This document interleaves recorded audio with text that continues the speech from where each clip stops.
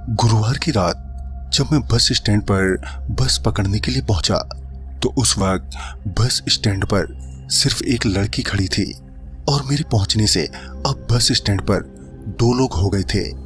मैं अपनी निगाहें नीचे किए बस के आने का वेट करने लगा और वहीं उस लड़की को मेरे वहां पहुंचने से शायद थोड़ी तकलीफ हो रही थी। शायद वो मुझे कोई बदमाश या लफंगा समझ रही थी। खैर मुझे भी उस लड़की से कुछ लेना देना तो था ही नहीं, इसलिए मैंने उसे टोका भी नहीं। इसी बीच एक बस आकर रुकी। बस के आते ही वो लड़की झट से बस में चढ़ गई और उसके पीछे से मैं बस में चढ़ा ही था कि मैंने देखा वो लड़की बस के कंडक्टर से बहस कर रही है। बात क्या थी ये तो पता नहीं, मगर बस कंडक्टर ने उस लड़की को बस से नीचे उतारने के बाद ही दम लिया। मुझे लगा शायद मुझे भी ये कंडक्टर बस से नीचे उतार देगा, मगर जैसे ही वो लड़की बस से नीचे उतरी तो बस एकदम से चल पड़ी। बस के चलते ही वो कंडक्टर भी शांत हो गया। जब सब कुछ शांत हो गया तो मेरा ध्यान बस में बैठे सभी पैसेंजर्स पर गई जो बड़े सजे धजे थे, मानो वो सभी किसी शादी में जा रहे हों। फिर जब मेरी नजर पीछे वाली सीट पर गई तो मैंने देखा कि वहां पर एक दुल्हन बैठी हुई है, जिससे ये तो साफ हो गया कि ये बस बारातियों की है जो दुल्हन लेकर लौट रही है। दुल्हन की बगल वाली सीट खाली थी, मगर दूल्हा उस बस में कहीं नजर नहीं आ रहा था। उसी बीच मैंने बस वाले को कहा, अरे भैया सॉरी, मुझे पता नहीं था कि ये बारातियों की बस है, आप बस रोक दीजिए, मैं यहीं उतर जाता हूँ। मेरे इतना कहते ही बस वाले ने बिना कुछ बोले ही बस रोक दी और बस के रुकते ही मैं बस से वहीं रास्ते में ही उतर गया। बस तो मेरे को छोड़कर आगे निकल गई थी, मगर मैं अभी अपनी मंजिल से बहुत पीछे था। ऊपर से मैं ऐसी जगह उतर गया था जहां ना तो कोई बस स्टॉप था और ना ही ढंग की लाइट, जिस वजह से मुझे थोड़ा डर भी लग रहा था। मैं अभी आगे बढ़ ही रहा था कि मुझे ऐसा लगा कि मेरे पीछे पीछे कोई आ रहा है। वैसे तो सुनसान रास्ते पर मेरी हिम्मत नहीं हो पा रही थी कि मैं पीछे मुड़कर देख लूं, मगर मैंने किसी तरह पीछे पलटकर देख ही लिया। जब मैं पीछे पलटा तो देखा कि वही बस वाली दुल्हन मेरे पीछे खड़ी है। उसे अपने पीछे खड़ा देखकर मैं तो दंग रह गया। मुझे समझ नहीं आ रहा था कि आखिर ये नई नवेली दुल्हन मेरे पीछे क्यों आई। तभी मैं थोड़ा संकोच करते हुए बोला, जी आप यहाँ पर क्या कर रही हैं? आपको तो बस में होना चाहिए था। इस पर वो दुल्हन मेरी बातों का जवाब देने के बदले वो यूं ही चुपचाप खड़ी रही। मैंने एक बार टोकते हुए फिर से कहा, अजी मैं आपसे ही कह रहा हूं, मगर वो कुछ बोली ही नहीं। उसके कुछ न बोलने के कारण मुझे थोड़ी घबराहट सी होने लगी। मुझे लगा कि चुपचाप निकल जाने में ही भलाई है, लिहाजन मैं उस दुल्हन को छोड़ते हुए आगे निकल गया। मगर वो दुल्हन भी मेरे पीछे पीछे आने लगी। उस दुल्हन को अपने पीछे आता देख मेरी हालत पतली होने लगी। उस दुल्हन से अपना पीछा छुड़ाने की खातिर मैं सरपट दौड़ने लगा, वो भी बिना पीछे देखे। फिर जब दौड़ते दौड़ते मेरी सांस चढ़ गई तो मैं रुक गया और हांफते हुए एक नजर मैंने पीछे डाली, पर पीछे कोई भी नहीं था। उस दुल्हन को वहां पर ना पाकर मुझे थोड़ी राहत मिली। मैं अभी वहीं पर खड़ा दम भर रहा था कि मुझे सामने कुछ ही दूरी पर एक गाड़ी खड़ी नजर आई और गाड़ी पर नजर पड़ते ही मैं गाड़ी की ओर भागा और फिर मैं गाड़ी में चढ़ने के बाद ही रुका। गाड़ी में चढ़ने के बाद मुझे एहसास हुआ कि गाड़ी पूरी की पूरी खाली पड़ी हुई है। मैंने 1-2 बार आवाज भी दी, अरे कोई है क्या अंदर? मगर कोई जवाब नहीं मिला। फिर मैं उस बस से उतरने के लिए जैसे ही बस के गेट की तरफ पलटा कि मैंने देखा बस के बाहर वो सभी दूल्हे सेहरा पहने खड़े हैं।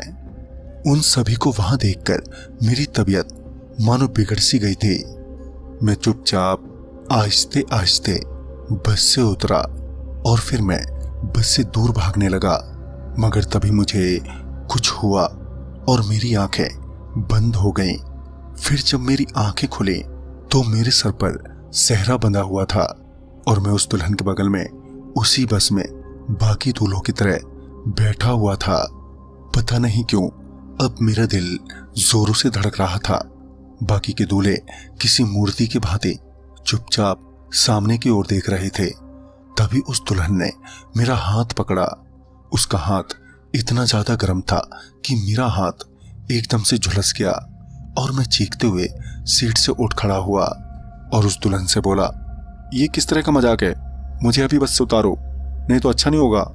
हालांकि ये कहते वक्त भी मेरे पैर थरथरा रहे थे। खैर मेरे लाख चीखने चिल्लाने के बाद भी उस वक्त बस तो नहीं रुकी, मगर अब तक मुझे ये एहसास हो गया था कि ये सारे इंसान नहीं हैं। और तभी बाकी के दूल्हे भी खड़े हो गए और अपने सर से एक एक करके अपने सेहरे को उतारने लगे। उनके सेहरे उतरते ही उनका खौफनाक चेहरा मुझे नजर आया। दरअसल उन सभी के चेहरे जले हुए थे और कई लोगों के तो चेहरों की हड्डियां भी साफ साफ दिखाई दे रही थी। अब तो ये साफ हो गया था कि ये ऊपरी चक्कर है। तभी वो दुल्हन अपनी सीट से उठी और मेरी तरफ बढ़ने लगी। मेरी ओर बढ़ते हुए वो जिस भी दूल्हे को हाथ लगाती उस दूल्हे में आग लग जाती। पर मैं किसी तरह बस से नीचे उतर जाना चाहता था, मगर डर के चलते मेरे हाथ पैर सही से काम नहीं कर पा रहे थे। तभी उस दुल्हन ने मेरे चेहरे के पास आकर अपना घूंघट उठाया। उसका चेहरा नहीं था, बल्कि किसी आग की भट्टी की तरह था। उसका दहकता हुआ चेहरा मेरे चेहरे की चमड़ी को झुलसाने लगा था।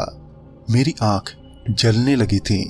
तभी बस में जोरों का झटका लगा और झटका लगते ही नीचे गिर पड़ा। उस वक्त तो मुझे सिर्फ अपने चेहरे पर जलन के सिवाय और कुछ महसूस नहीं हो रहा था। साथ ही मैं अपनी आंखें भी खोल नहीं पा रहा था और इसी बीच में बेहोश हो गया। फिर कुछ देर बाद जाकर मुझे होश आया तो मैं वहीं पर नीचे पड़ा था। मैं किसी तरह वहां से उठा और लिफ्ट लेकर घर पर पहुंचा। फिर जब मैंने इस घटना का जिक्र किया तो एक पुरानी कहानी मुझे सुनने को मिली। उस कहानी के हिसाब से बहुत पहले गोरुकांडला गांव में एक लड़की थी जो देखने में थोड़ी कुरूप थी, जिस वजह से उसे शादी के लिए कोई पसंद नहीं करता था। न जाने कितने रिश्ते टूट चुके थे, जिस वजह से वो लड़की बहुत दुखी हो गई और एक रात उस लड़की ने अपने आप को आग लगाकर जान से मार डाला। कहते हैं मरते वक्त उस लड़की ने कहा था कि वो किसी को नहीं छोड़ेगी। उसके मरने के बाद गांव में एक दहशत सी हो गई। गांव के लड़कों को एक दुल्हन दिखाई देने लगी और जो भी लड़का उस दुल्हन को देख लेता या तो वो गायब हो जाता या फिर उसका चेहरा बुरी तरह से जल जाता। जल्द ही गांव वालों ने गांव खाली कर दिया, मगर उस दुल्हन की आत्मा उसी गांव तक नहीं रुकी, जिसके चलते स्थानीय लोगों ने तांत्रिकों की सहायता से उसे कैद करवाने की सोची। तांत्रिकों ने अपने तंत्र मंत्र से उस दुल्हन की आत्मा को कैद तो कर लिया, मगर उसके बावजूद भी वो दुल्हन नजर आने लगी। कहते हैं कि वो 1000 दूल्हों को आग में जलाकर मारना चाहती है, जिसके बाद वो वापस जिंदा हो जाएगी और साथ ही खूबसूरत भी। ये सब जानने के बाद भी मुझे इस कहानी पर विश्वास नहीं हुआ, मगर अब मुझे अक्सर ही उस बस और उस बस के दूल्हे और दुल्हन दिखाई देते हैं। तो दोस्तों, इस कहानी में बस इतना ही।